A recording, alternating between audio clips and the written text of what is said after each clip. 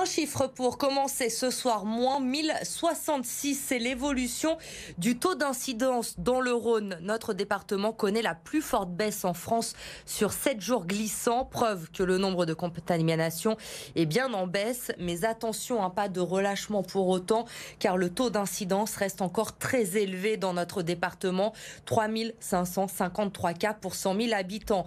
C'est dans ce contexte donc que le gouvernement a décidé de lever progressivement les mesures de restriction, notamment celles concernant le port du masque. Depuis ce matin, il n'est plus obligatoire en extérieur à Lyon et à Villeurbanne. Mais les Lyonnais étaient-ils au courant de cette nouvelle mesure? Ont-ils fait tomber le masque pour cette première journée?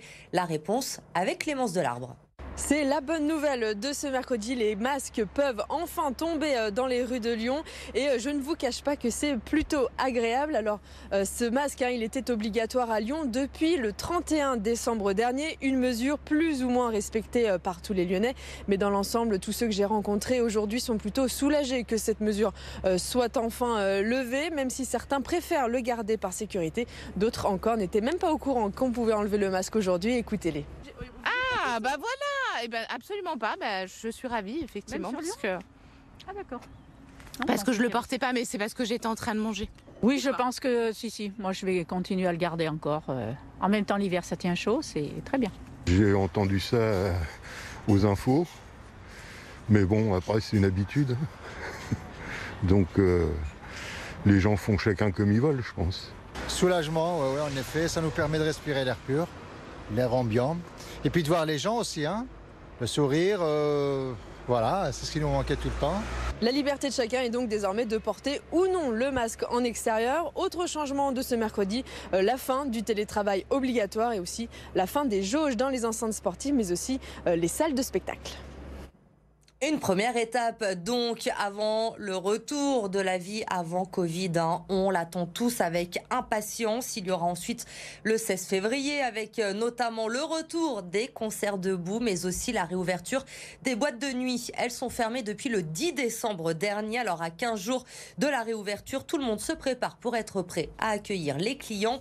Exemple ce soir au Hasard à Lyon avec Louis Léger. Plus que 14 jours avant la réouverture des boîtes de nuit. Ici au Hasard, à la Confluence, la fermeture a été l'occasion de faire quelques travaux, mais désormais, il faut tout préparer avant le jour J. On fait la remise en place du club, on le renettoie évidemment, et puis on recommence à préparer les commandes, savoir ce qu'on va remettre dans nos frigos. Les clients ont envie de faire la fête, ce qui rassure cette profession, largement impactée par la crise sanitaire. On a beaucoup de personnes qui nous envoient des demandes par mail, sur les réseaux, des réservations de tables, des gens qui veulent venir bien sûr. Je pense que tous les jeunes ont eu encore 2 mois de fermeture, donc je pense que la réouverture va se faire très bien. Oui. Pour parer à une vague cette fois-ci de fêtards, la direction prend les devants. De nombreux postes sont à pourvoir. Date limite vendredi prochain pour postuler. On a refait une campagne de recrutement sur des serveurs, des barman, des barmaids, serveurs, serveuses bien sûr, hôtesses vestiaires, hôtesses d'accueil. Il n'y a pas réellement de postes à pourvoir avec une quantité. En revanche, j'ai besoin de roulement. On a besoin de roulement parce qu'on est ouvert 4 soirs par semaine. La réouverture est prévue le 16 février au soir, en espérant que cette fois-ci, ce soit pour de bon. Après le secteur public, c'est au tour du privé de se mobiliser pour le pouvoir d'achat. À Lyon, il y a eu le personnel d'un EHPAD, notamment en début de semaine, qui s'est mis en grève. Aujourd'hui, ce sont les salariés de la Banque Populaire Auvergne-Rhône-Alpes qui se sont mobilisés pour obtenir une hausse des salaires. Les résultats de la banque sont extraordinaires. 150 millions d'euros, plus de 40 millions de résultats nets cette année. On estime qu'effectivement, il y a une redistribution qui peut être faite. La banque se porte extrêmement bien, fait des très beaux résultats. Et la moindre des choses, c'est aussi de récompenser les salariés. Donc il faut qu'effectivement la direction partage ces résultats, mais il faut aussi qu'elle prenne en compte cette inflation qui fait que les gens perdent du pouvoir d'achat. Tout le monde le constate. Ils payent leur plein plus cher, tout devient plus cher. L'électricité. Une semaine après avoir été condamné pour espionnage, Benjamin Brière a cessé sa grève de la faim entamée fin décembre. Ce Lyonnais de 36 ans est détenu en Iran depuis plus d'1 an et demi. Il est accusé d'avoir pris des photos de zones dites interdites avec son drone.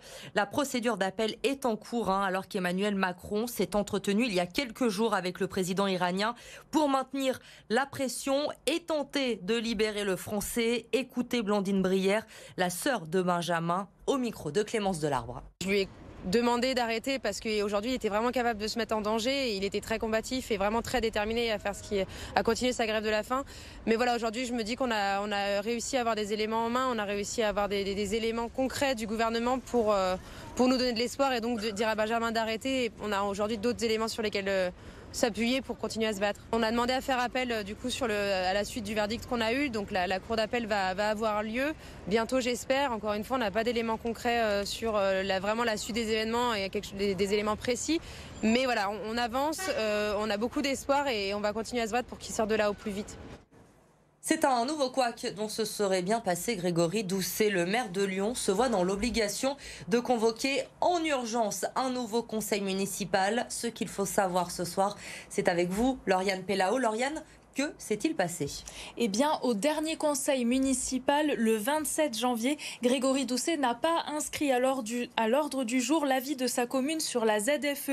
Vous le savez, la zone à faible émission qui doit, pour le moment, interdire l'accès dans la métropole aux véhicules critères 5 ou non classés. Problème, puisque la métropole a besoin de cet avis pour délibérer le 14 mars. Résultat, un conseil municipal exceptionnel est organisé le 10 février avec une seule délibération uniquement dédiée à la ZFE, une volonté assumée par la majorité. Si on avait voulu passer au conseil municipal de janvier, d'abord c'est un conseil municipal qui était très rempli, donc on avait beaucoup de sujets à discuter et on aurait rajouté donc des débats assez longs sur la question importante de la ZFE. C'était pas forcément très responsable. Et puis surtout, on l'aurait fait dans une procédure d'urgence parce que justement une délibération ne prend pas quelques jours à être écrite et donc on aurait évité le débat dans le conseil d'arrondissement et en commission. C'est ce qu'on ne voulait pas, donc on assume totalement ce choix politique. Les élus d'opposition qui avaient alerté les écologistes à plusieurs reprises de ce manquement ne croient pas en cette version et regrettent un manque d'implication de la majorité dans le projet. Je n'y crois pas une seule seconde. D'une part, parce que dans ce cas-là, d'abord la date aura été donnée bien avant, parce qu'on ne peut pas quand même s'organiser sans arrêt au dernier moment. D'autre part, parce que du coup, la réponse aurait été simple quand j'ai posé la question en commission. Et ce n'est pas le seul oubli apparemment pour Grégory Doucet. Lauriane, l'opposition l'attaque aussi sur le plan de protection de l'atmosphère et dénonce l'amateurisme des écologistes. Oui, en fin d'année, le préfet avait demandé un avis au conseil municipal avant le 25 mars 2022. Or, le conseil municipal de la ville de Lyon, qui pourrait l'évoquer, est prévu au 31 mars. Trop tard donc. Selon les écologistes, le préfet a demandé un avis trop tardivement et il ne pouvait pas s'organiser à temps.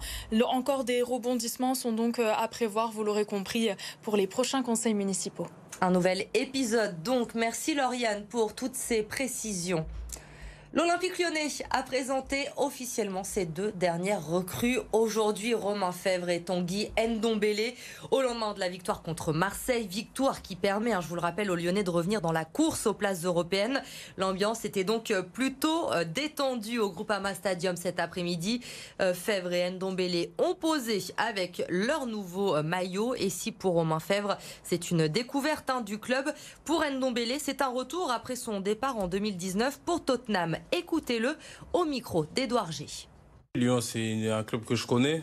Quand je pose le pour et le contre, je vois que j'ai 3 mois et demi avant que la saison se termine. Je me dis que Lyon, c'est pas mal pour moi, même si j'ai hésité avant de revenir parce que je me suis dit je suis parti par la grande porte.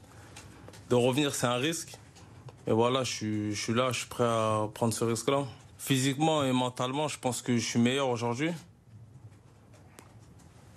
Et comme j'ai dit, c'est pas très bien passé en Angleterre, mais voilà, j'ai appris et j'espère pouvoir montrer ça à l'entraîneur, au coach et apporter mon expérience aux jeunes joueurs qu'il y a dans le groupe.